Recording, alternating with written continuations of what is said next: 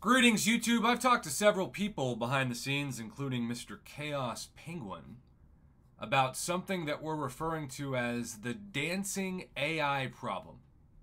Now, if you want to dance the two-step, or if you want to, run around and see what it's like to waltz with Absorbing Man, I'm only saying that because he's on the home screen.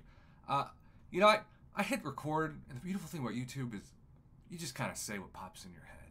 Sometimes it's going to make sense. Sometimes it's not. Sometimes it's going to be funny. Sometimes you're just going to be funny looking. Either way, never thought I'd say waltz with Absorbing Man in a video. Regardless of that, and this is kind of hard to show in a video, but I'm going to bring up Battlegrounds, which I actually won a couple matches today, and then this jerk, who actually played really well, Mr. EZ13, who melted my Korg with Wiccan and then Photon with Scorpion. I hate emojis in Battlegrounds because if people use them to be mean, I don't want to have to block people in Battlegrounds, but I don't know, he beat me and laughed, and I just thought, man, that's the price you pay as a YouTuber. Because people, even if they don't hate your channel or don't like your channel, if they know you and they beat you, it's like bragging rights against that guy. Now, the good news for me, I guess, is if people don't respect you and then they beat you, then it's like beating up on an inferior opponent. You're just like, well, I guess he is what we thought he was. And then if you win, it's like, well, he just has a nice roster, so it's not really his skills. It's a lose-lose is what I'm saying.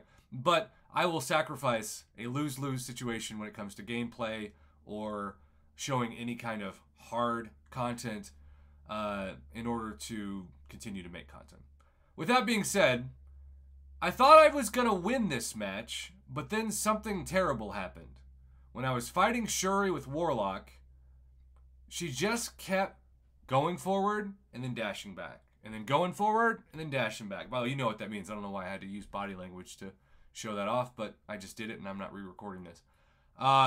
So it became a point where I had to kind of get a little risky. The problem is, intercepting is not a strong suit for me at all, though Hercules has made me better at it, and it's definitely worth acknowledging that.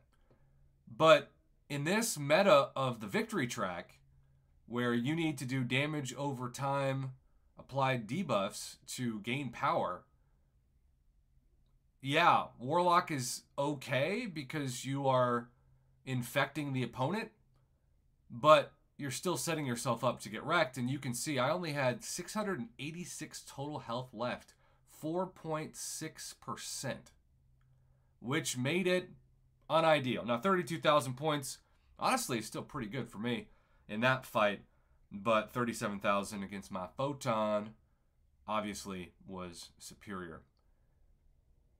The biggest thing about this match is that it represents an evolution of AI to a combination of being passive but also being smart. We know we've covered for years in this channel the tendency for AI to turn into an all or nothing node, and if you're unfamiliar with that, if you're trying to bait a special, especially a special 1 or a special 2, and they just won't fire it, and you can back up, or you can get real close and back up, you can do anything you can to just basically taunt them with the motion and doing it, and they just won't do it. But the second, or the microsecond, that they get to a special 3, they immediately fire it, and you are knocked out. That has been going on for years. I think it's gotten a little bit better, but that's kind of like parry, you know? Parry sometimes gets better, but it's still broken, and it's probably always going to be broken. I remember when my Battle Realm bestie Katie Candy said, I'm going to come back to the game when they fix parry, and I said, well, you're probably not going to come back to the game ever, unfortunately, because that's just not going to work. The bottom line is, I have heard so many complaints about the dancing AI that I just need to do a video on it.